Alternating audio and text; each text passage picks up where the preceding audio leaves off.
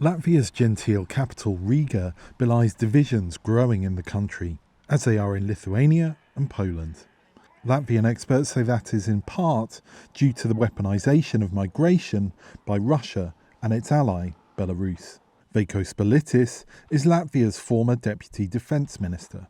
Literally, Russia and Belarus were paying thousands of Iraqis, Syrians, put them on a plane, they landed in Minsk, and then they bused them to the border with Poland, Lithuania and Latvia, and pushed them through the border. Migrants began pouring across the borders in 2021.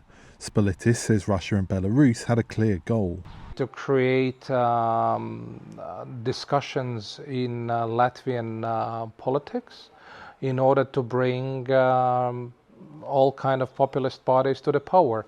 Aine Schlesers leads Latvia First, one such party cited by Politis. He set it up in 2021 to protest the use of COVID-19 vaccines. Schlesers is also a well-known businessman and politician in Latvia, working on a project to build new apartments and hotels on Riga's waterfront. He has taken strong stands on the economy and immigration. But we don't need to bring people from third world countries which will bring crime, which will bring problems to our country. And we see what's going on in Europe in many places.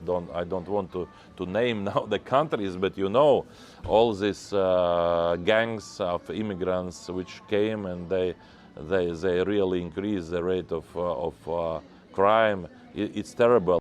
But the relationship between migration and crime is not so simple, says Martin Lang, who has studied the issue. It's not always clear that new immigrants, irrespective from which country they come, increase crime. If they're not allowed to work, if they have bad living conditions, and that may increase crime. Some analysts say that weaponized migration is part of Russia's hybrid war against the West, designed to counter EU centrists and amplify far-right parties in pursuit of Moscow's goals. But some experts say the impact of voters' fears on the rise of populist and far-right parties in Europe may be overblown, and other factors like the impact on foreign policy may be playing a larger role. Does weaponization of migration work as a foreign policy tool? Yes. Can I tell you that politicians feel that they have been very adversely affected by weaponization? Yes. Does the data in the grand scheme of things necessarily suggest that they're right? I'm not sure. Latvia First claimed a seat in the European Parliament in June, in elections that saw far-right parties making significant gains in Italy, France and Germany. This year, Poland has called out Belarus's use of the tactic, while Finland, which shares a 1,300-kilometre border with Russia, has passed a law in mid-July to prevent it. Henry Wilkins, VOA News, Riga, Latvia.